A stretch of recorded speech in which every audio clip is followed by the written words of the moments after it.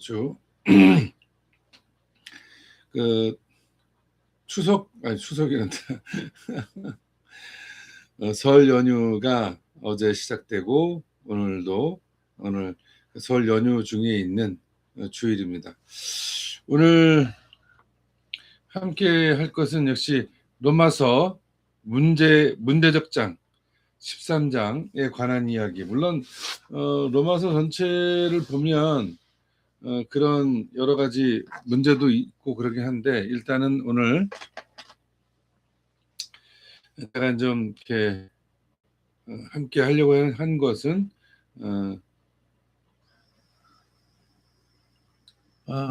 네, 안녕하세요. 아산 시민주권. 네. 예, 함께 하는 것은 아마 이 문제적인 것입니다. 성경의 왜곡에 대한 얘기.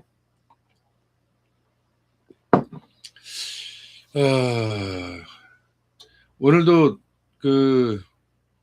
제가 잘 아는 분들이 민당 중앙당사 앞에서 정청래 사퇴를 요구하는 그런 농성을 하고 있습니다. 오늘 일요일이고 또 설 연휴 기간인데도 그 분노가 제어되지 않는 거죠.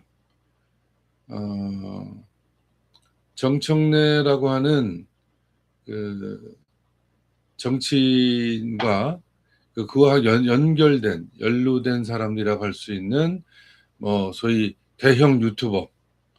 요즘에는 맵을 써도 상당히 비난을 받더라고요.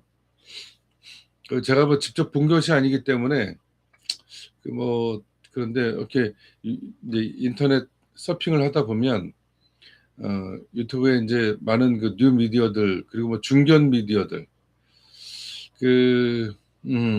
여러분 어떻게 생각하십니까? 트럼프의 도발, 발칙한 도발이 아니라 참 천박하기 그지없는 도발. 그런데 소위 힘을 가졌다, 어떤 영향력을 가졌다 그러면 어떻게 됩니까? 천박해지죠. 예, 추악해집니다. 그러면서 스스로 자기를 바라보지 못하는, 자기를 메타화하지 못하는 사람들, 그런 걸 이제 전문 용어로 이제 객관화라고 하는 표현도 하지만 저는 개인적으로 셀프 메타라고 얘기하는데, 자기를 셀프 메타화하지 못하는 사람들, 이런 사람들은 누구든, 그냥 우리 살고 있는 사람 누구든, 그것이 권력을 갖고 있든 권력을 갖지 않았든 상관없어요. 그저 자기 스스로를 그렇게 하지 못하는 사람들은 독선에 빠집니다. 그리고 아집에 빠지게 되고 결국엔 어떻게 돼요? 모든 관계가 끊어져서 절망에 이르러 죽음에 이르게 됩니다. 그렇게 죽어가는 거예요. 최근 이동영이라는 친구가 있어요. 근데 무슨 제가 근데 전체 짤막하기 때문에 전체를 다 구성하기 좀 힘들긴 하나, 김어준이나 이동영 혹은 매불의 최욱응,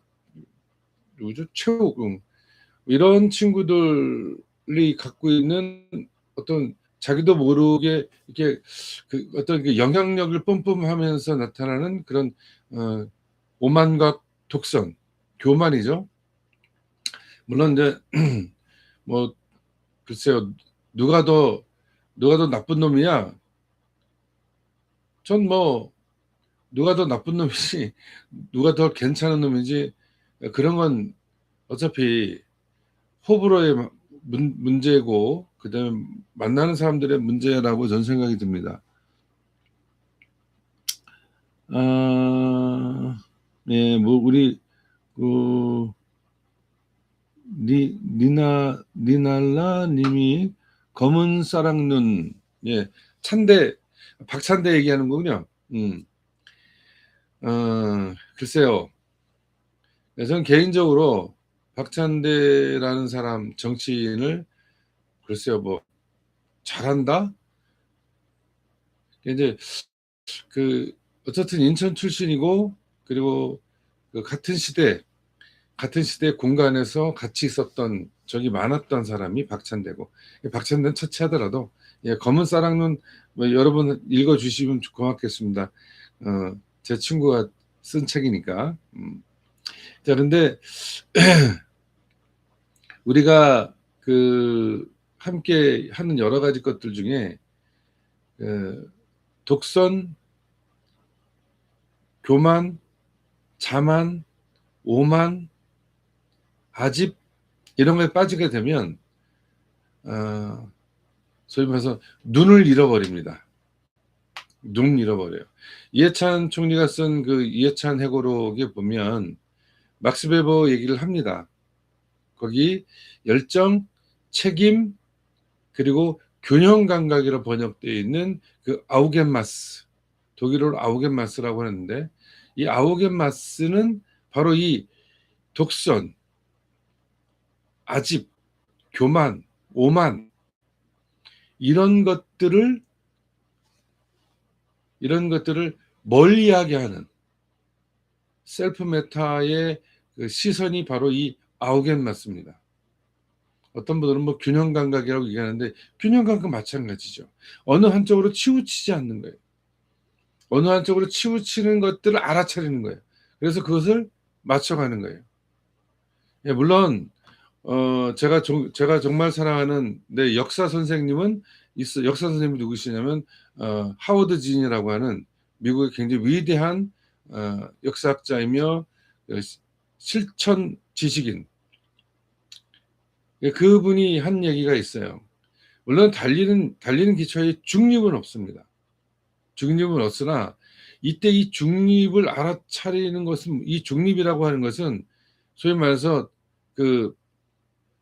어정쩡한 태도는 아니라고 하는 거예요. 근데 이 아우겐마스는 이런 것들을 알아차리는 거예요. 스스로 내가 어디에 경도돼 있거나 어디에 빠져 있거나 어디에 함몰돼 있는 것을 알아차려서 거기에서 나를 빼내는 것이 바로 아우겐마스다. 이 아우겐마스는 또 다른 강연에서 비셀샤프트 알스 베루프라고 하는 소명으로서의 학문, 그러니까 직업으로서의 학문은 소명으로서의 학문인데, 여러분 옛날 직업이라고 하는 것은 하늘에서 맡겨진 일이라고 생각하는 거예요. 그리고 이것도 굉장히 이것도 심각한 이데올로기이긴 하나, 옛날에는 아주 옛날에 오래된 정말 위대한 우리의 선조들의 삶 가운데 있는 것은, 직업이라고 하는 것은, 예? 자기가 선택하는 거예요. 하늘에서 점지돼서 너 이것만 해가 아니라, 우리가 사농공상이라고 하잖아요. 옛날에는 사농공상이었어요. 수직적 구조가 아니라 수평적 구조였다라고 하는 말씀을 드리는 거예요. 소위 선비들이 글을 읽고 뭐 이렇게 하는 사람들이 어떤 아이디어를 내고 기획을 하는 이런 사람들 중에, 아이들 중에 상업적 역량이 있는 애가 있으면 그 아이는 상업을 했어요. 선비의 가정에서는 계속 선비가 되어질 필요가 없는 거죠. 여러분 조선시대, 우리 조선시대 옛날에도 그렇지만 장사를 잘하는 사람 장사를 했고, 손재주가 있어서 뭘 만드는 사람 소위 말 제작자가 됐고, 그다음 농사일을 잘하는 사람 농사일을 했습니다. 농부의 아들이 또 농부가 되는 경우가 아니에요. 그렇지 않습니다.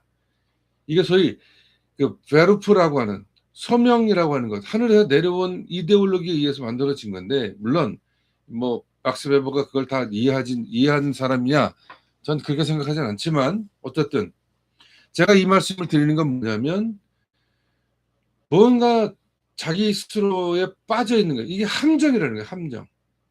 이 함정에 빠져 있으면 헤어나올 수가 없습니다. 헤어나오기 힘들다라고 하는 거죠.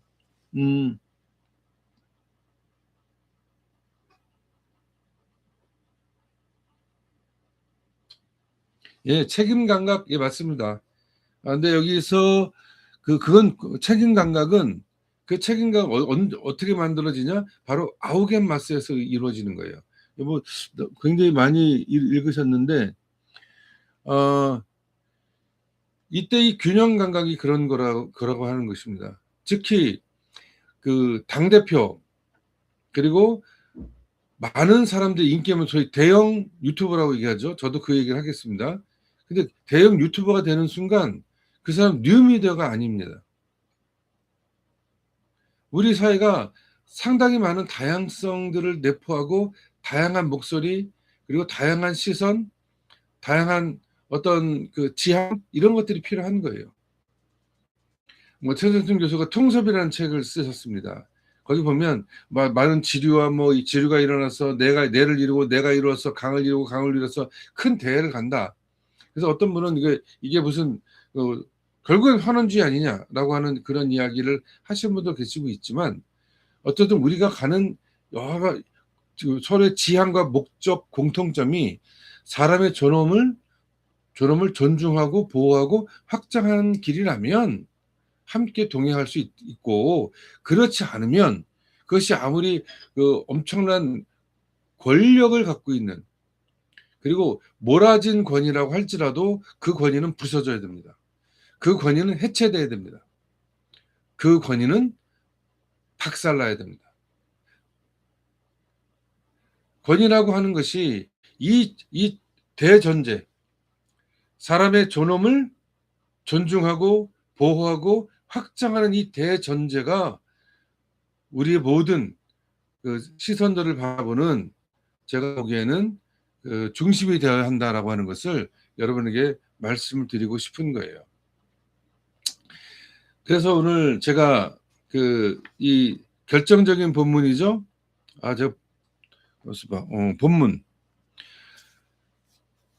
굉장히 논란의 여지가 많은 그런 겁니다. 제가 오늘 한번 그 본문을 표준 세번역으로 13장 1절부터 17절까지 있는 말씀을 제가 한번 읽어보겠습니다. 사람은 누구나 위에 있는 권세에 복종해야 합니다. 모든 권세는 하나님께로부터 온 것이며 이미 있는 권세들도 하나님께서 세워주신 것이기 때문입니다. 그러므로 권세를 거역하는 사람은 하나님의 명을 거역하는 것이요 거역하는 사람은 심판을 받게 될 것입니다. 여기 그리고 치안관들은 이 관원이라고 합니다. 관원. 관리들은 좋은 일을 하는 사람들에게는 두려울 것이 없고 나쁜 일을 하는 사람들에게만 두려움이 됩니다. 권세를 가진 사람을 두려워하지 않으려거든 좋은 일을 하십시오. 그러면 그에게서 칭찬을 받을 것입니다. 통치자는 여러분 각자에게 유익을 주려고 일하는 하느님의 일꾼입니다. 그러나 여러분 각자가 나쁜 일을 저지를 때에는 두려워해야 합니다. 그는 공연히 칼을 차고 있는 것이 아닙니다. 그는 하느님의 일꾼으로서 나쁜 일을 하는 자에게 하느님의 진노를 집행하는 사람들입니다. 왜냐하면 그는 하느님의 일꾼으로 있는 중이다라고 되고 그런 것이고요. 5절 그러므로 진노를 두려워해서만이 아니라 양심을 생각해서라도 복종해야 합니다. 같은 이유로 여러분은 또한 조세를 바칩니다. 그들은 하느님의 일꾼들로서 바로 이 일을 하는데 힘을 쓰고 있습니다. 그리고 여러분 모든 사람에게 의무를 다하십시오. 조세를 바쳐야 할 이에는 조세를 바치고 관세를 바쳐야 할 이에는 관세를 바치고 두려워해야 할 이는 두려워하고 존경해야 할 이는 존경하십시오. 여러분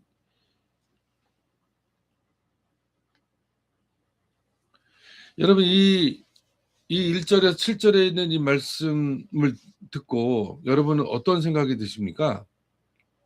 괜히 굴욕적이고 굴종적이지 않습니까? 복종하라는 거예요. 그래서 제가 지난번에도 뭐라고? 복종해야 한다고? 이게 과연 바울의 이야기였을까요? 그래서 여러분에게 좀 추천하고 싶은 책이 하나 있는데 어제 저희 집에 도착했어요. 비트 어먼이라고 하는 비트 어만, 바트 어만이군요. 바트 어만. 보니까 제가 이분 이분을 보니까 이 책을 비롯해서 제가 예수는 어떻게 신이 되었나? 기독교는 어떻게 역사의 승자가 되었나라는 책을 제가 읽었는데 이 바트허만이라는 분의 이름을 이 책을 보면서 그러니까 이분이 쓴 책을 제가 몇 권 읽은 거고 오늘 요건 2005년에 쓰신 건데 번역된 게 올해 번역됐어요. 저도 이거 올해 보면서 올해 번역돼서 제가 먼저 1세 1판이 2026년 1월 14일 1판 1세 발행이 1월 27일 이제 초판 1세본인데 글쎄요 많이 팔렸으면 좋겠습니다. 여러분에게 좀 성경 왜곡의 역사 내용이 번역이 잘 됐고 일단 그리고 바트 하우만의 글솜씨가 상당히 일반 대중들이 보기에 되게 좋았고 한 가지 좀 안타까운 건 헬러를 이렇게 있으면 같이 이렇게 가로치고 그 발음을 좀 넣었으면 더 좋았을 뻔했는데 그 발음을 안 넣어서 물론 이제 영어 알파벳 이렇게 조합해서 읽으면 되긴 하긴 하지만 그게 좀 뭐 테시스 이런 거는 사실 영어식 스펠링이기 때문에 차라리 헬러 본문을 넣고 그걸 발음을 같이 넣어줬으면 더 좋았을 텐데 하는 그런 생각이 있지만 이 책을 보면 제가 지난번에 말씀을 드렸습니다. 성경이라고 하는 것에 원문이 있을까요? 원본? 이것의 원본이 과연 존재할까? 원본 근처에 가는 것은 있지 않을까? 그러면 이거 뭐냐? 이것은 사본에 걸쳐서 또 처음 쓰여질 때 사도 바울의 저작은 약 한 1900이 아니라 약 한 40년에서 한 50년 사이 40년 50년 또 뭐 한 60년 하여튼 40년 60년 어간에 쓰여진 편지입니다. 편지. 그것도 지금 이런 종이로 쓰여진 이렇게 막 종이로 쓰여져서 막 인쇄가 되고 막 이렇게 해도 괜찮은 그런 것이 아니라 파피루스라는 곳에서 그걸로 만들어진 거예요. 굉장히 조심해야 됩니다. 물 차면 그냥 녹아버려요. 없어져 버립니다. 물론 이것도 물에 들어가면 이렇게 풀어지지 않습니까? 그런 것이에요. 그것이 오랫동안 회자되다 보니까 회자되고 여기 가고 저기 가고 가다 보니 어떻게 되겠어요? 아무리 조심한다고 해도 부서집니다. 아무리 조심한다고 해도.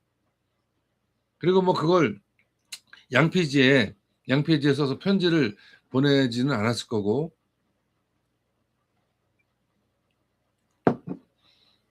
그것도 보관을 잘해야 되는데 그런데 그런 것들이 이게 회람되죠.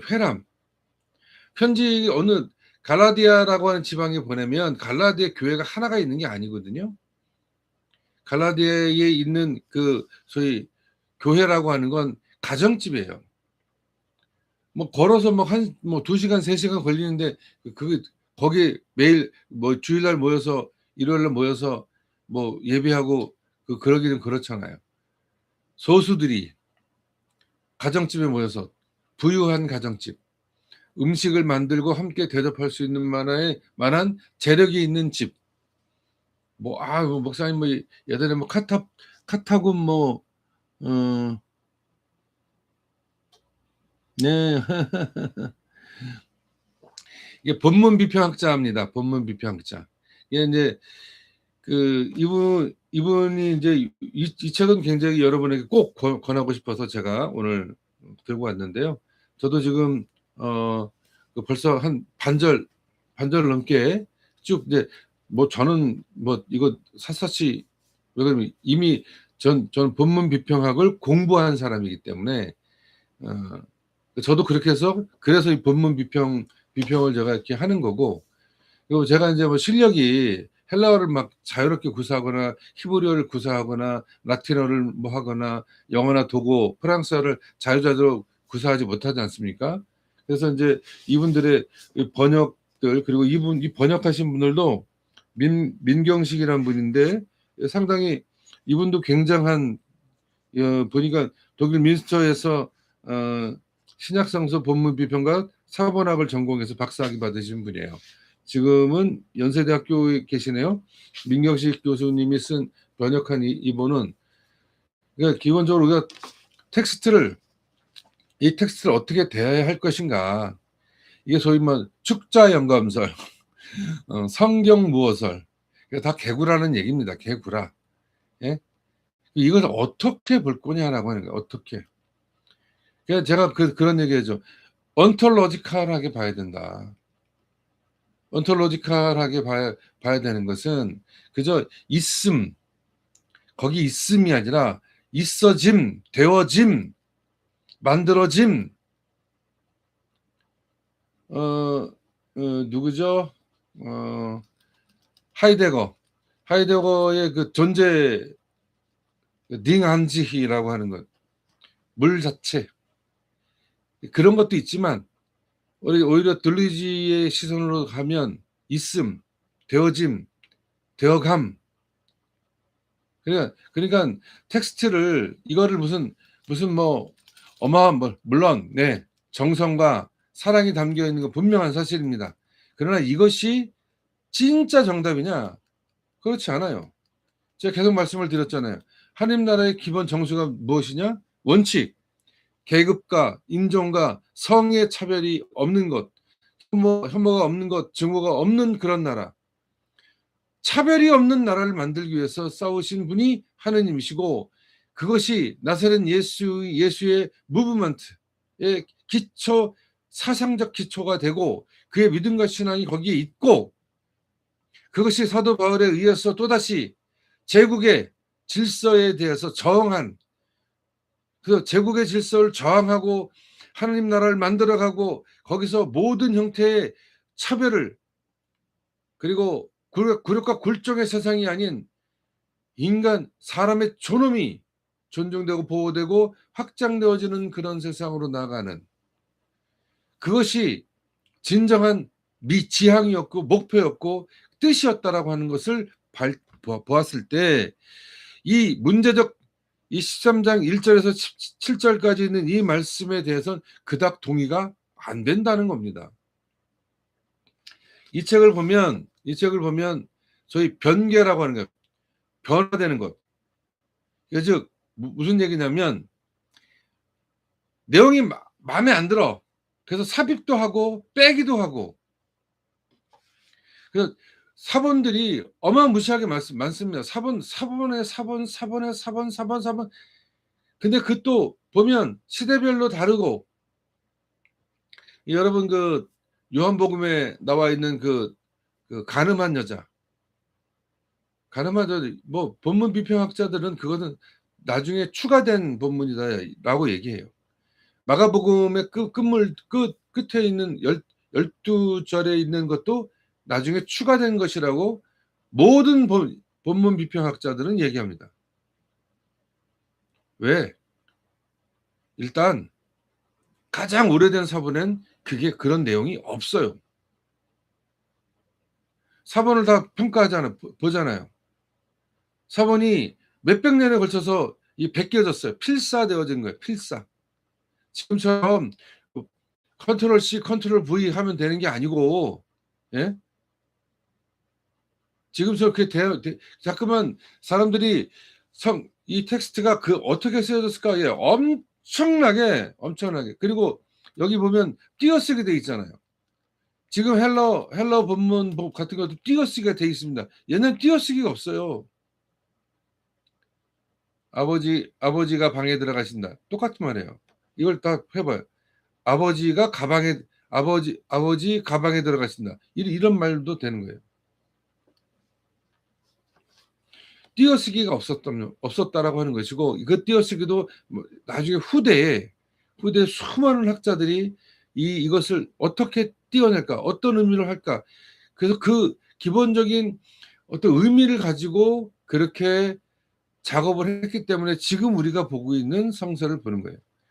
그렇다면 지금 이 성경에 있는 내용이 다 그럼 개구라냐? 또 그것도 아니라고 하는 거예요. 무슨 얘기냐면 기본적인 흘러가는 원뜻, 그 이해, 그리고 그 지향, 이런 것들이 있는 거고, 지금 이 우리가 보고 있는 이 로마서라고 하는 것도, 로마서, 바울이 로마 교인에게 편지를 써서 보낸 시간 이후에 이게 수백 년이 걸치면서 소위 정경화 과정이 거칩니다. 로마서가. 많은 사람들이 이것은 진짜 바울이 쓴 것이다. 그래서 그 기록들을 계속 뭐 이 판사하는 사람들이, 이 지필가들이 계속해서 그걸 확인하고 해서 야 이건 그렇구나라고 하는 걸 알게 되는 거지. 그래서 그 바울의 그 거친 사인이 여기 있구나. 그래서 그 거친 사인이 있는 것들은 우리 소위 말해서 바울이 썼다라고 하는 것인데, 그것이 가면서 제가 바울의 전략, 예수의 전략을 얘기하면서 로마 제국 이데올로기에 저항할 것인지, 아니면 타협할 것인지, 아니면 굴종할 것인지, 이 세 가지 크게 중심에 놓고 그 전략을 어떻게 세웠느냐? 저항의 전략으로 갔다. 그것은 사도 바울도 마찬가지다.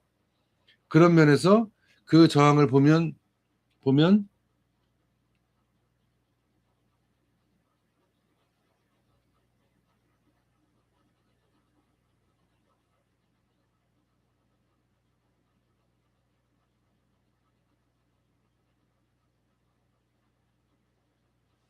예. 예. 오늘 많은 말씀 얘기해 주시네요. 예, 축제한금 성서 모설 이런 것도 믿음의 대상은 아니라고 하는 것입니다. 저도 그렇고요. 그래서 저는 이 통치자들에게, 권세 있는 자들에게 그 숙여라, 이런 것도 이게 좀 저도 이제 뭐냐면, 이게 이제 뭐죠? 이게 제가 얘기하는 건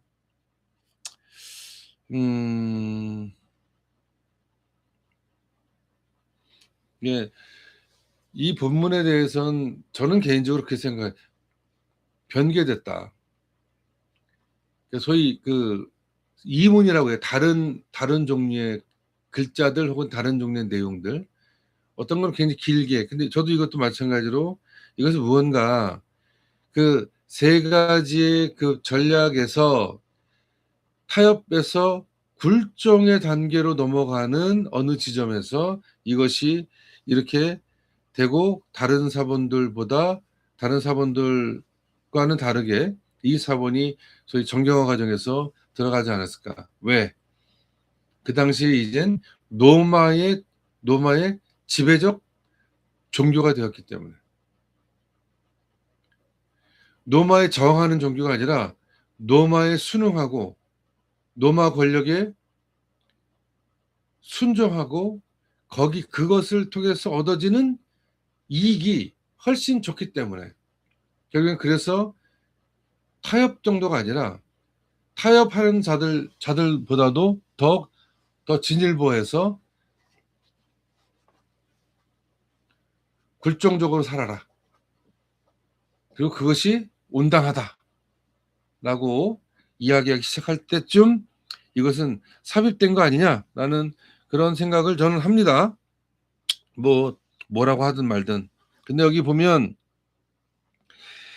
그러므로 진노를 두려워해서만이 아니라 양심을 생각해서라도 복종해야 합니다 할 때, 이 양심이라고 하는 건 상식이란 말인데, 시네이데신이라고 하는데, 이건 뭐냐면 신이란 말과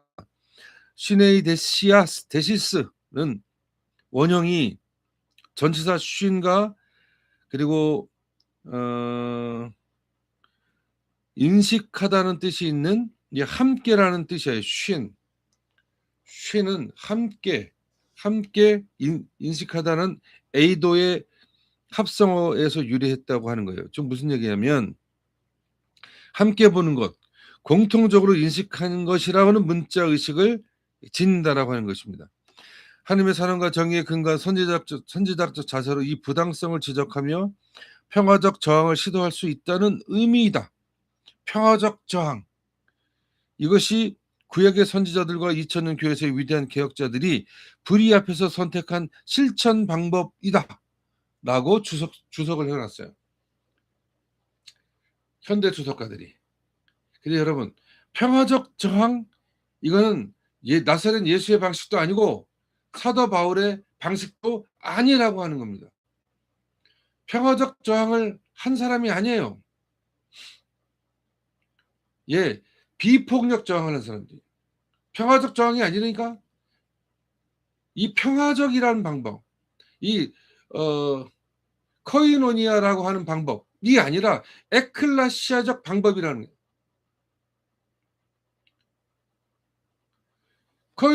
코이노니아적 어떤 저항이 아니라 에클레시아적 저항이라고 하는 거예요. 제가 끝없이 얘기하는 것이 바로 이 에클레시아 정신입니다.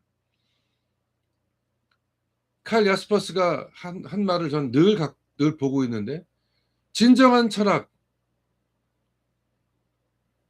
정치적이지 않은 철학은 참된 철학이 될 수 없다. 참된 철학이 될 수 없는 거예요. 진정한 철학은 정치적인 거예요. 이때 정치적이라는 것은 무슨 그 대통령이 되고 장관이 되고 국회의원이 되고 하는 그런 것이 아니라, 그런 정치 행위가 아니라 진정한 정치. 그럼 정치는 뭐냐? 바로 삶의 존엄을 존중되고 보호되고 확장되기 위해서 모든 사회적 재반의 관계를 다 조율해서 그 조율된 것을 가지고 사람의 존엄이 존중되고 보호되고 확장되어 줄 수 있는 사회적 환경 조건을 구성하는 게 정치입니다. 무슨 정치가 어디 저 뒷골목에서 야합하는 게 정치가 아니고, 정청래하고 조국이 어디 술집이든 밥집이든 어디 모여서 같이 술을 처먹든 밥을 처먹든 먹으면서 야 우리 합당하자 이러는 것이 정치가 아니고, 그런 건 정치 행위라고 합니다. 그런 건 야합이죠. 야합. 정치 행위라고 하는 것 자체가 그 자체가 얼마나 저급한 일이라고 하는 걸 우리가 이야기해 주는 것이라고 하는 것을 우리가 알아야 한다는 겁니다.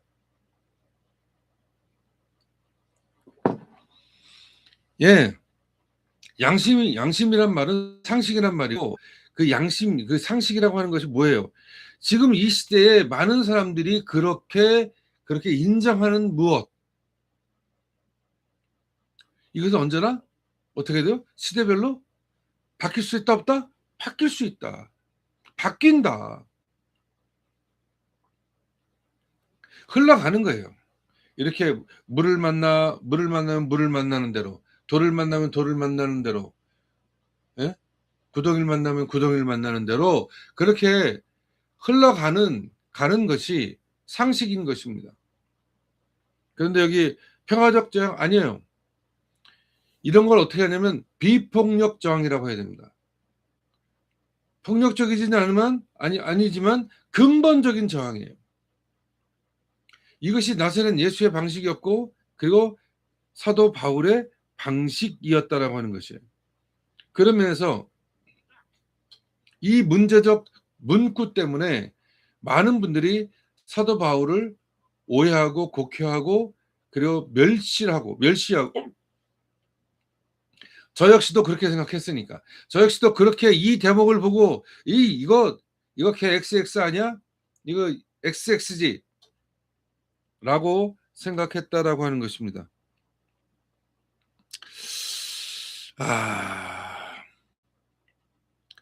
당시 여기 보면 조세를 바치십시오.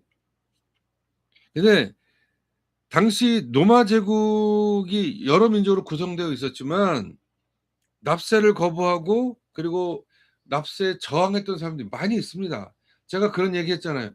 갈릴리 민족들에게 있어서 이 민중들의 착취는 이로 말할 수 없어요. 극악한 착취였어요. 10개를 생산하면 5개, 6개를 뺏어갔어요. 그래서 어떻게? 그래서 5개를 숨기고 5개만 보고하는 거예요. 5개만 저희 이거 5개밖에 생산 안 했어. 그러면 거기서 이제 그 5개가 10개가 되는 거죠. 그래서 거기 60, 70%를 가져갔습니다. 6개, 7개를 가져갔어요. 살 수 있습니까? 못 살아요. 그런 극악한 착취가 로마 시대에 있었던 거예요. 바로 그런 극악한 착취를 통해서 어떤 일, 로마 시민들에게 소위 기본소득을 줬습니다. 기본소득. 굶지 않을 정도. 여기 기본소득이 있잖아요. 로마 시대가 처음 시작된 거예요. 로마 시대에 처음 기본소득이라는 개념을 들여왔어요. 왜? 로마의 군중들, 로마 시민권자들이 어디 일할 수가 없는 거야, 이제. 어떻게? 노예들이 엄청나게 왔기 때문에 먹고 살 길이 없어요. 그래서 먹고 살 길이 없어서 로마 공화정에서 이들에게 기본소득을 주자.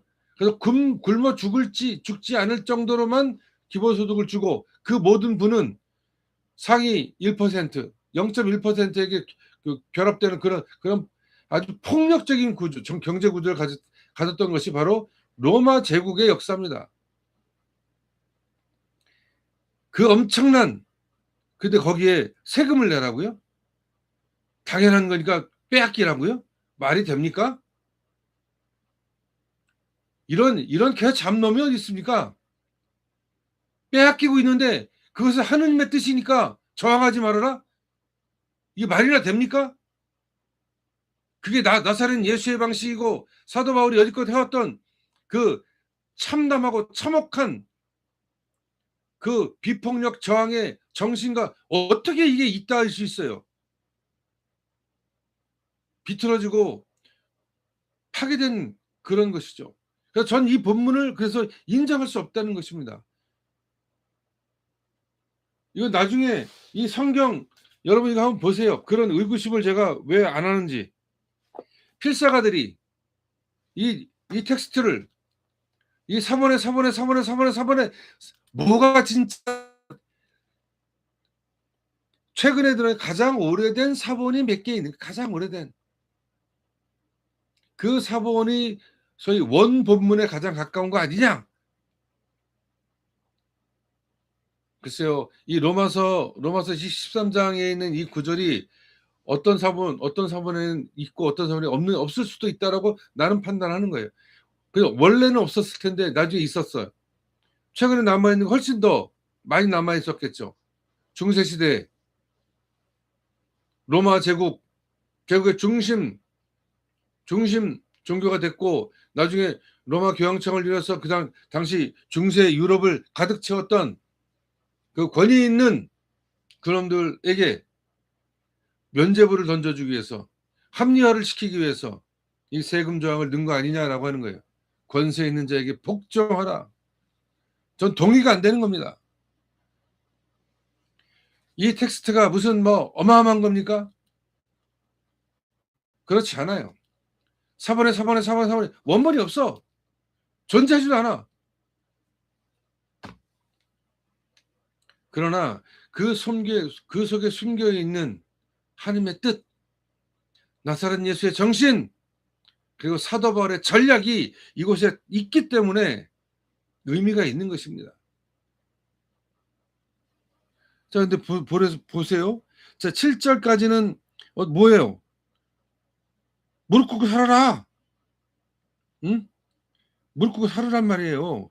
뭐 의무를 다하고 조세를 바치고 관세를 바치고 그리고 두려워하면서 존경하라고. 예? 여기 아휴 참 의무를 다한다라는 뜻인데 이 오페일라스라는 말이 있어요. 의무라는 뜻이에요. 오페일라스. 근데 오페일라스는 빚진 자를 뜻하는 오페일로에서 나온 단어입니다. 빚진 자예요? 빚진 자가 아닙니다. 여러분. 현대적으로 해석하게 되면 이 오페일라스라고 하는 이 단어는 예? 삭제해야 됩니다. 우리가 무슨 빚을 졌는데? 예? 케네디처럼 뭐 국가가 여러분에게 하기 전에 여러분이 국가에게 무엇을 하십시오. 무슨 개소리입니까 이게? 우리가 주권자로서 우리의 삶을 당당하게 살아갈 수 있는 시대가 왔는데 이 시대 이 말이 맞습니까? 김건희 윤석열에게 우리가 복종했어야 되는 거예요? 저희 평화적 저항을 했어야 되는 겁니까? 말도 안 되는 소리. 전두환 노태우는 어땠습니까? 바로 이 대목을 가지고 수많은 이 목사 새끼들이 이 독사의 자식들이 조찬기도에 어쩌고 쫓아다니면서 거기서 거들먹거리면서 그 권력을 향유하지 않습니까? 이 잡노모 새끼들이. 그런 자식들이 목사 어쩌고 저쩌고 그러니까 전검은 소년보 심화보 같은 인간들이 그것을 배워서 그보다 더 극악하게 헤쳐먹고 있는 것 아니겠습니까? 사리와 사욕을 채우고 그 탐욕을 채워나가는 과정에서 그 속에서 권력의 기생에서 권력과 더불어서 손잡고 짝짝꿍하면서 내가 너에게 표를 줄 수 있어. 내가 너를 당선시켜 줄 수 있어. 라고 외쳐대면서 이 추악한 짓거리를 했던 것이 바로 이겁니다. 우리가 무슨 빚진 자입니까? 우리가 왜 빚졌어요? 여러분 지금 대한민국에 이제 조세 과정에서 국세청에서 보고하지 않지만 납세 의무, 소위 법인세와 간접세가 직접세와 간접세가 있어요. 이미 간접세가 대한민국 국가 예산의 60% 이상을 이미 차지하고 있어요. 나는 직접세 내는 거 별로 없는데 그렇지 않습니다. 여러분이 화나서 피는 담배 한 가게, 여러분이 정말 분통이 터져서 드시는 소주 한 잔에 그 간접세가 덕지덕지 붙어 있어요. 그렇게 내는 세금 그게 60%를 넘었는데 절대적 세금 기반이 간접세에서 나오는데 그걸 왜 안 돌려줘? 왜 그걸 상위 몇 퍼센트 그놈들이 다 빨아가냔 말이에요. 그런데도 거기에 복종하라고? 나는 동의할 수 없어요. 만약 그런 것을 외치는 것이라면 그것이 진짜면 나는 더 이상 이 개신교 목사가 되고 싶지 않다는 겁니다. 그럴 수 없다는 거예요. 그건 예수의 뜻도 아니고 바울의 뜻도 아니고 정확히 하느님의 뜻도 아니라고 하는 거예요.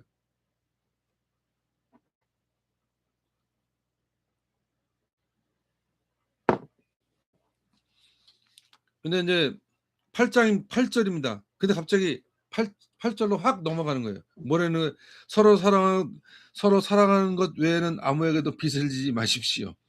남을 사랑하는 사람은 율법을 다 이루었습니다. 갑자기 사랑하래. 예?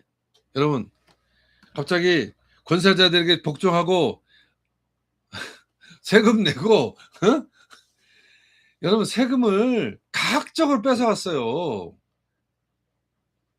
근데 그 세금을 그렇게 빼앗기는 자들에게 이 말이 위로가 됩니까?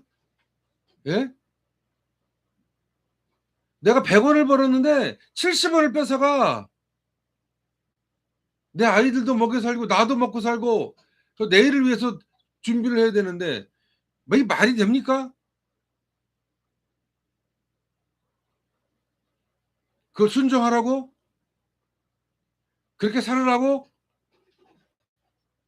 이게 정말 하느님 나라를 이야기하는 사람, 하느님 나라의 지향을 바라보는 사람들이 해야 될 얘기냐고요. 목사 새끼들이 주일날 저 단에 올라가서 권세자에게 복종하십시오. 복종하지 않는 자는 하느님께 죄를 범하는 거고 벌을 받습니다.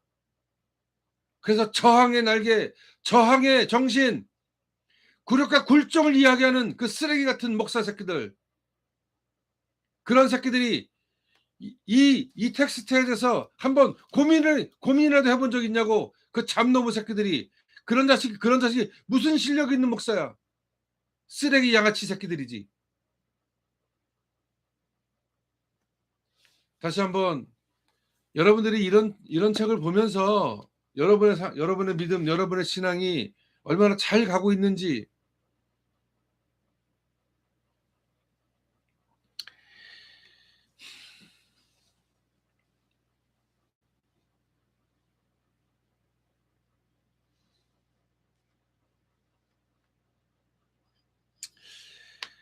아휴.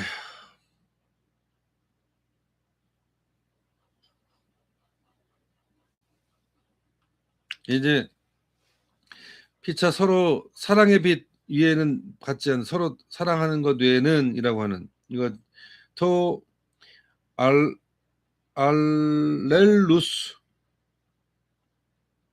알렐루스 아가파누스. 네.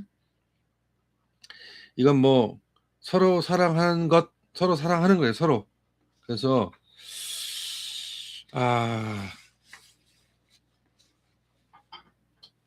여기 보면 남을 사랑하는 사람은 율법을 다 이루었습니다라고 하는데 하면 호가르 아가폰 톤 헤테론 하면 원문적으로 보면, 왜냐하면 남을 계속해서 사랑하는 자는 그러니까 남을 사랑하는 사람은, 이게 원문대로 하면 좀 번역하면 다른 사람을 계속해서 사랑하는 자는 율법을 다 이루었다라고 하는 뜻입니다. 이건 우리가 헬라어 판본을 계속 이렇게 좀 읽어보면 좋겠고요. 9절입니다. 간음하지 말아라, 살인하지 말라라, 도둑질하지 말아라, 탐내지 말아라는 계명과 그 밖에 또 다른 계명이 있을지라도 모든 계명은 내 이웃을 네 몸과 같이 사랑하여라 하는 말씀에 요약되어 있습니다. 되게 웃기잖아요. 그죠? 1절부터 7절까지는 바쳐라, 굴종해라 이러다 갑자기 8절부터는 사랑해라, 내 이웃을 내 몸과 같이 사랑하라, 이것이 최고다. 여기서 간음하지 말라, 살인하지 말라, 도둑질하지 말라, 탐내지 말라 하는 그 밖에도 다 큰 계명이 있을지라도 이것이 제일 이 말씀 가운데 요약되어 있다라고 하는 뜻입니다. 여기 엔톨로그 투토 팔라이우타이 아나케팔라이우타이라고 하는 말은 이 말씀 가운데 요약되어 있다. 그 말씀이 레위기 19장 18절에 있는 말씀, 내 이웃을 내 몸과 같이 사랑하여라. 다른 계명들이 있는데 그 계명들을 요약한 계명이 뭐냐면 레위기 19장 18절에 있는 이 말씀, 내 이웃을 내 몸과 같이 사랑하라. 우리 복음서에도 되게 많죠? 내 이웃이 누구입니까? 성경에 뭐라고 되어 있냐 그랬더니 내 몸과 같이 이웃을 너도 같이 그렇게 사랑해라. 그래서 내 이웃이 누구입니까? 그 이웃이 다른 거죠.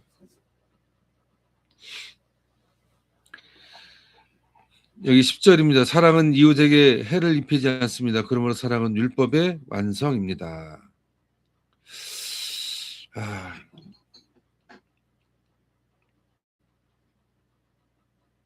여기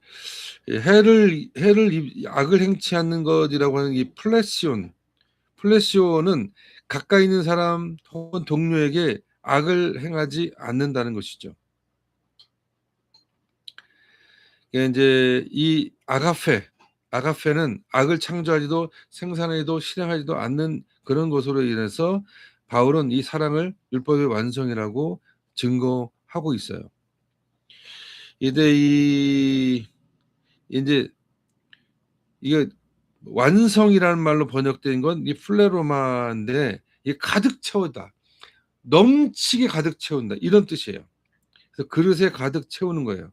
그래서 우리 예수님께서 하느님을 사랑하고 이웃을 사랑하는 것이 우리에게 가장 큰 계명. 그것이 가장 큰 여기 엔토 로고 투토 아나케 팔라이오타이 이 말씀 가운데 요약되어 있는 것 바로 하느님을 사랑하고 내 이웃을 형제와 자매와 내 이웃을 사랑하는 것이다 하는 겁니다. 11절입니다. 여러분은 지금이 어느 때인지 압니다. 잠에서 깨어날 때가 벌써 되었습니다. 지금은 우리가 처음 믿을 때보다 우리의 구원이 더 가까워졌습니다. 이 카이로스라는 말이 나옵니다. 스카이로스. 여기 보면 지금이 어느 때인지 압니다 할 때 이때 이 카이론으로 되어 있는 이 원형은 카이로스입니다. 이것은 뭐냐면 카이로스는 올바른 치수, 정확한 비율, 적절하고 결정적인 것 이런 뜻이 있어요. 카이로스라는 말은 그때라고 하는 것은 정확한 어떤 시점, 때, 시간, 시기 이런 것입니다. 여기 우리 보면 어느 때이냐 그때 때로 번역된 게 호라라는 뜻인데 이 씨를 뿌릴 때 그리고 이게 이제 결혼하기에 씨 뿌리거나 결혼하기에 알맞고 적합한 유리한 시간을 얘기할 때 이 호라라는 단어를 썼거든요. 이 시간이라는 뜻도 있고 그러니까 그 카이로스와 함께 썼던 이 시기가 지금이 바로 이 카이로스에 있는 이 시간이 적절한 때다. 결정적인 것이다. 라는 뜻을 갖고 있다. 라고 하는 것을 함께 얘기하면서 말씀을 드리는데 그렇잖아요. 여러분 로마서 13장 1절에 7절에 있는 말씀을 지워버려도 상관없어요. 지워버리고 8절에 있는 말씀을 하면 맥이 쭉 이어져요. 갑자기 무슨 물길을 맞는 무슨 댐이 만들어졌어. 그리고 물이 휘몰아쳐 가는 거야. 그게 바로 13장 1절에서 7절에 있는 말씀이다라는 말씀을 계속 제가 하는 거예요.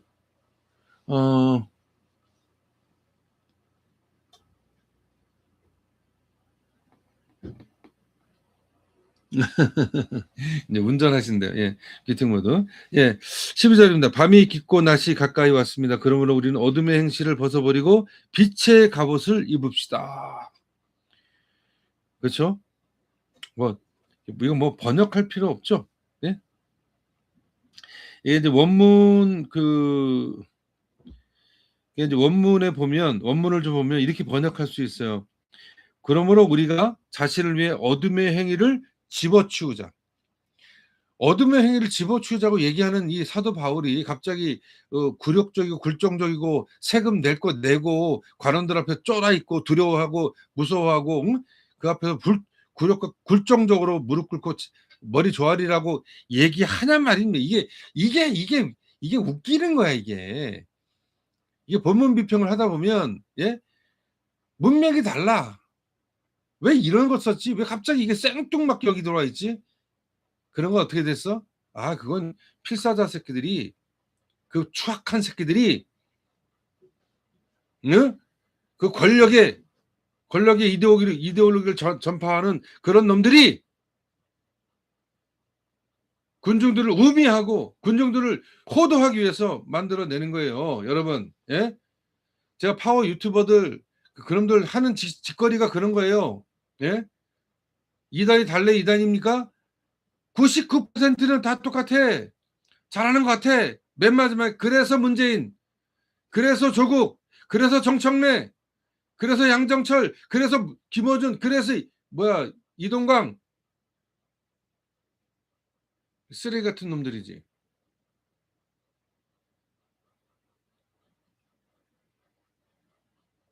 그 어둠의 옷을 어둠의 행위를 집어치우는 거예요.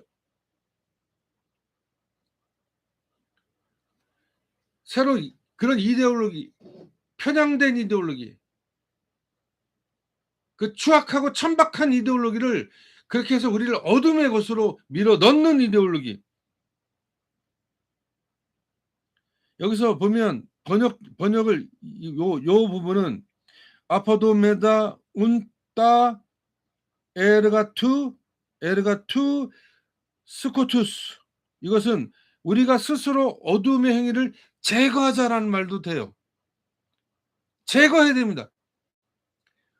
옷을 벗는 정도가 아니라 제거하는 거예요. 벗어버리는 정도가 아니라 가서 조져버리는 거예요.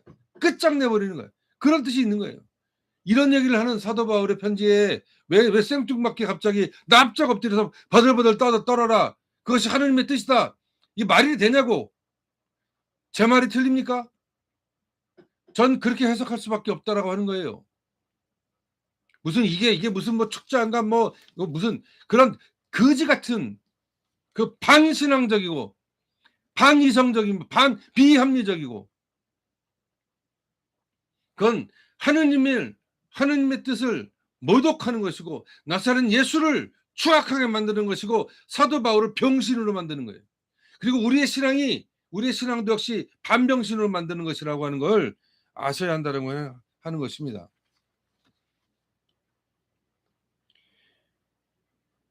우리가 이 행위를 제거하는 데까지 나가야 돼요.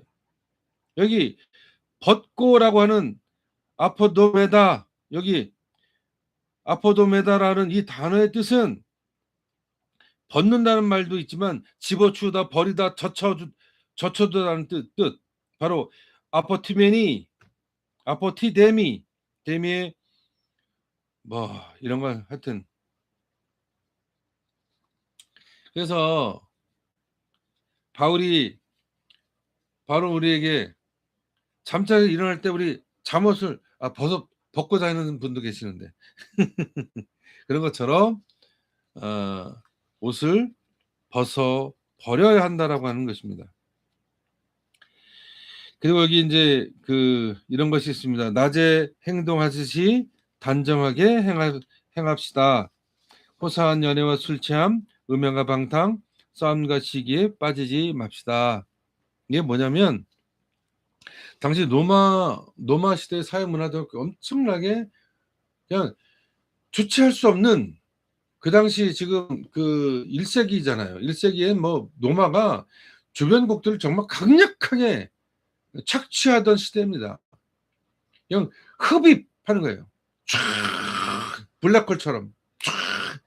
그때 그러니 어떻게 흥청과 망청이 있죠. 흥청망청하던 시기가 바로 이 시기예요. 어찌 주체할 수 없는 거예요.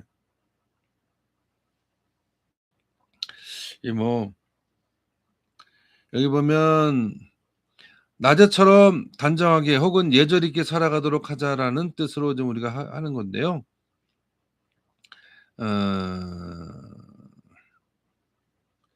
여기서 이제 여기 쓴 유스케모노스라는 단어를 씁니다. 이것은 단정하게, 예절 있게, 그리고 아담하게라는 뜻으로 갖고 있으면서 성도가 추구해야 될 생활 방식의 특징을 이 단어에 넣었어요. 유스케모노스. 이게 이제 이 단어는 좋은 것을 뜻하는 유와 모양, 행실, 태도를 의미하는 스케마의 합성어인 유스케몬에서 왔는데, 적당하고 보기 좋고 탁월하고 훌륭하고 고상한 등 매우 긍정적 의미를 가진 단어 유스케몬에서 온 유스케모노스, 부사로 변경된 거예요. 근데 여기 하여튼 우리가 이렇게 살아가는 방식이 적당하고 보기 좋고 그러면서 탁월하고 훌륭하고 고상한 그러한 삶을 살아갔으면 가야 한다는 것을 이야기한 것이에요. 당시 로마에 있던 로마 교인들에게 이런 삶의 태도를 가져라. 이것은 당시 로마에 살았던 많은 사람들의 삶과는 전혀 다른 삶의 태도와 자세라고 하는 것입니다.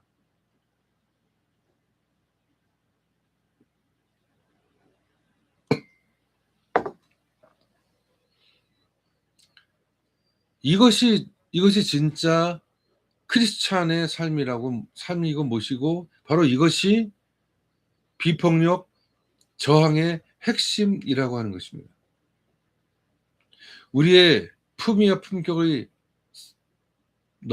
없어지는 것이 아니에요. 여기 유스캐몬이란 이 단어에 포함되어 있는 탁월하고 훌륭하고 고상한 자세. 이건 나사렛 예수의 전승과 전통과 잇따라 있습니다. 누가 너의 오른밤을 때리거든 왼밤도 들이밀어라. 누가 너에게 오리를 가져오라 그러면 십리를 가져라. 누가 너의 겉옷을 빼앗아 가면 속옷도 내어줘라. 다 주란 얘기가 아니에요. 제 말씀 드렸잖아요. 이것은 가장 본질적 저항의 형태다. 전복시켜 버리는 거예요. 그 상태에서 있었던 상대방을 완벽히 제압해 버리는 방식인 거예요. 그것은 바로 이 유스케모노스한 삶, 유스케몬의 삶, 고상하고 훌륭하고 탁월하고 적당하지만 보기 좋은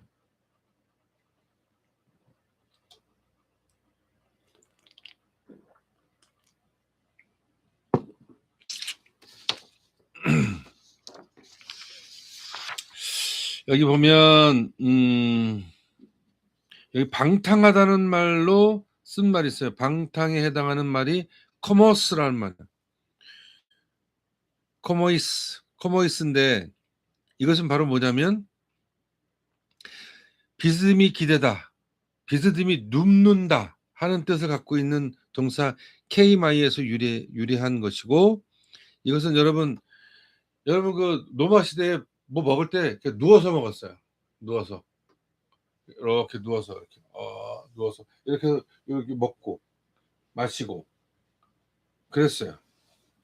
그러면 누가 서비스하는 사람들이 와서 그 서비스하고 또 먹다가 그 방탕 그 서비스하는 여자들은 거의 전라의 여성들.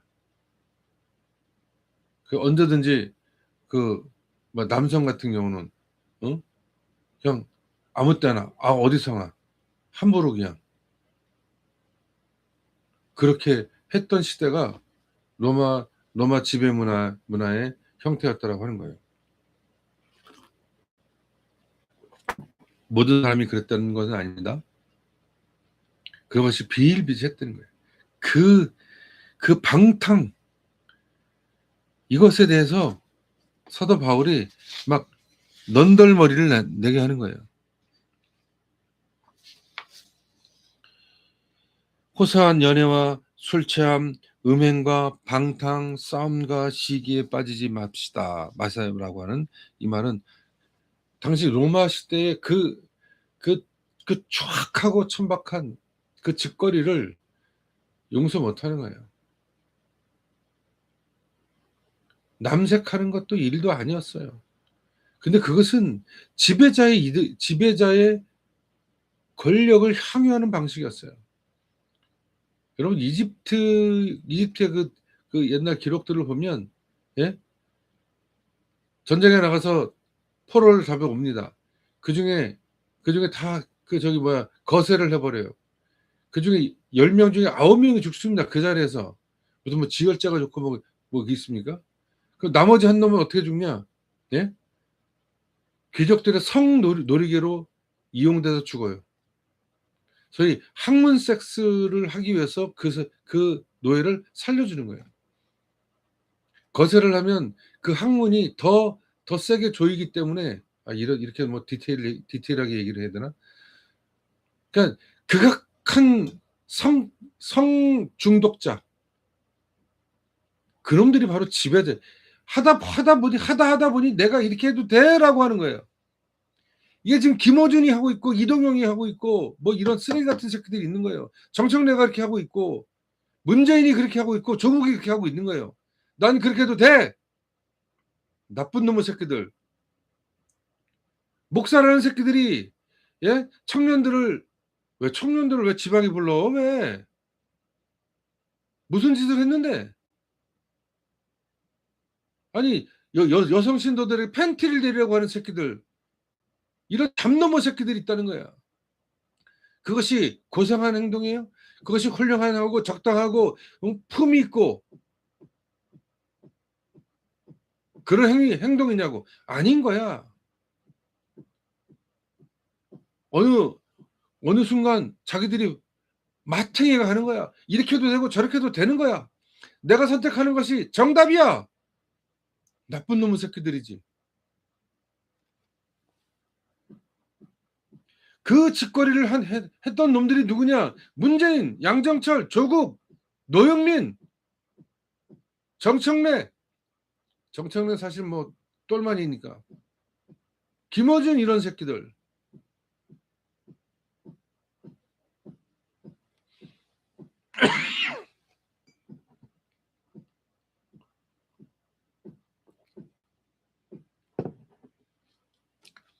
네, 건설신부님, 네, 새해 복 많이 받으십시오. 예. 자, 우리 마지막 14절 보겠습니다. 주 예수 그리스도로 옷을 입으십시오. 정욕을 채우려고 육신의 일을 꾀하지 마십시오. 한번 원문을 좀, 요거 14절은 마지막이니까. 알라 엔디 사스테 톤 퀘리온 예순 그리스톤. 이것이 바로 예수 그리스도의 옷을 입어라는 건데, 번역하면 육신을 위해서 예비 혹은 사전에 고려하지 말라. 육신을 위해서 여기 카이테스 사르코스 포로노이안 메 포이 에이스테 에이스 에피디미아스. 아 참. 여기는 이런 거예요. 육신을 위해서 정욕을 채우려고 육신의 일을 꾀하지 마십시오라는 거를, 육신을 위해서 예비 혹은 사전에 고려를, 그걸 위해서 뭐 이것저것 다 예비하지 말라는 거예요. 준비하지 말라는 거예요.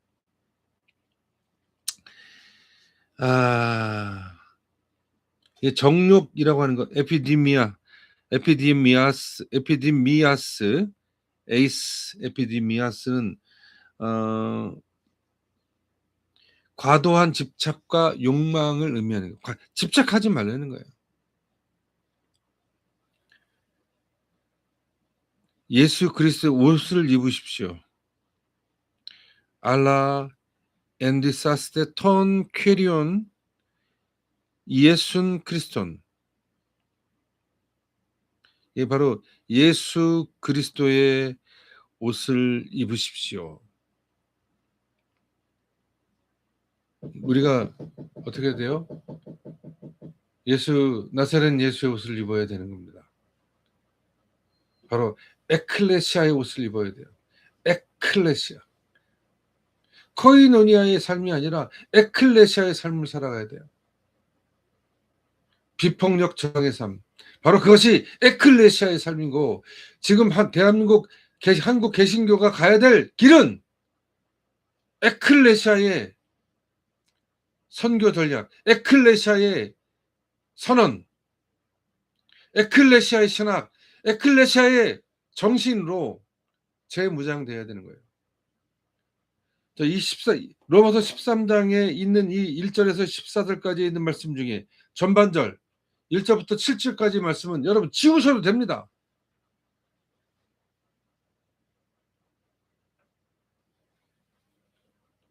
지우셔도 된다는 얘기는 찢어도 된다는 얘기야.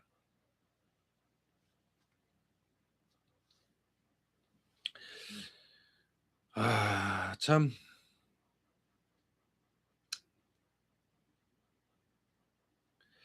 출애굽기 23장 5절에 있는 말씀. 네가 만일 너를 미워하는 자의 나귀가 짐을 싣고 엎드려짐을 보거든 삼가 버려두지 말고 그를 놓아 그 짐을 부리울지니라. 그러나 너희 듣는 자에게 내가 이르노니 너희 원수를 사랑하며 너희를 미워하는 자를 선대하며. 누가복음 6장 27절에 보면 선대한다. 이것은 평화적 저항을 하는 뜻이 아닙니다. 비폭력 저항을 하는 거예요. 누가 네게 혐의가 있거든 서로 용납하여 피차 용서하되 주께서 너희를 용서하신 것 같이 너희도 그리하라. 골로새서 3장 13절 있는 이 말씀도, 물론 이 골로사이가 바울의 진짜 편지냐 어떻든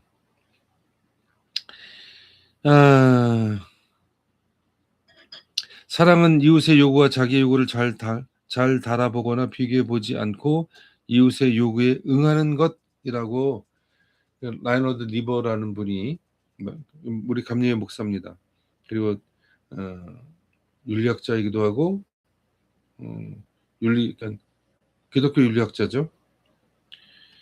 사랑은 상대방으로부터 자신의 이익을 구하지 않고 도리어 자기를 사랑해주는 사람을 위해 나를 버리는 것이라고 이야기한다는 의미가 있습니다.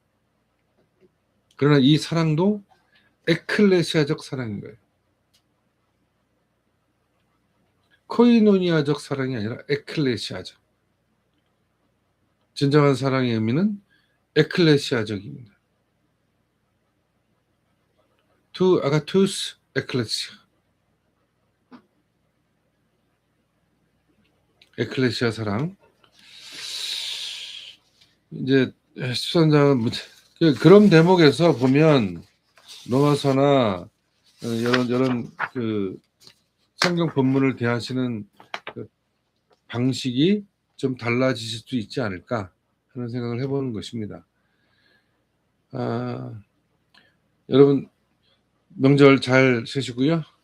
우리 붉은 말 붉은 말의 시기입니다. 새해는 더 건강하시고, 그리고 새해는 더욱더 우리 대한민국이 더 아름답게 빛의 시대로 나아가는 그런 길에 함께 갔으면 좋겠습니다. 그럼 끝으로 여기 바트만만 보니까 왜 이 사람의 이름을 내가 기억을 못하나 뭐 하는데, 근데 이분의 책을 이미 벌써 몇 권 읽었네요. 예. 바트만 성경 왜곡의 역사 꼭 한번 여러분 일독 부탁드리겠고요. 이런 것들을 통해서 우리가 보다 풍요로워져야 됩니다. 신앙이라고 하는 건 풍요로워지는 거예요. 점점 쪼그라드는 것이 아니라 신앙은 깊어지고 넓어지고 높아지는 게 신앙이에요. 그게 신앙이지. 어디 저 구석적이 쪼그라져 짜질 응? 찌질 궁상이 신앙이 아니라고 하는 것 분명히 말씀드리고, 여러분에게 새로운 신앙의 세상으로 나가는 그런 사건이 되어줬으면 좋겠습니다. 저도 자만하고 교만하지 않게, 그리고 늘 스스로 셀프 메타의 길을 가는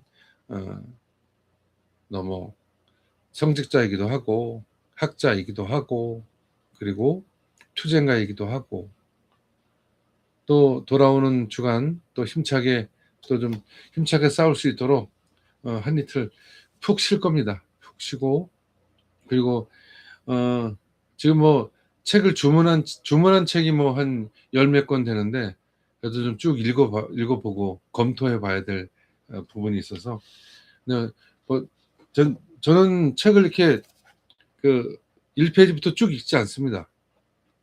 목차 보고, 그리고 거기 보고 챕터 보고 보면 이건 좀 우리 한번 내가 봐야 되겠다, 그런 거 체크해서 보고, 그렇게 해서 책을 다 뭐 끝내긴 하죠. 하여튼 요거는 여러분이 좀 차분하게 끝까지 한번 인내심 있게 읽어 주셨으면 하는 책이고 해서 한번 부탁드려봅니다. 네, 오늘 이상 방송 마치도록 하겠습니다. 여러분 다음 주에는 노마서 제 14장을 함께 읽어 나가도록 하고, 물론 여기 성경 왜곡 역사 바트만의 책을 한번 저도 지난번 읽었던 책도 한번 다시 살펴보고 그래서 바트어만이 했더니 그 학자적 그리고 아주 깊은 신앙인, 넓고 깊고 높은 신앙인으로서의 그의 어떤 숨결도 좀 찾아봤으면 좋겠습니다. 예, 새해 복 많이 받으시고 새해는 더욱더 우리 에클레시아 무브먼트에 여러분이 일원이 되어 주셔서 크립토 에클레시아 처치가 이루어질 수 있도록 함께 지혜와 힘과 뜻과 능력을 모아서 나가도록 하겠습니다. 여러분 사랑합니다. 고맙습니다. 다음 주에 뵙도록 하겠습니다. 여러분 안녕.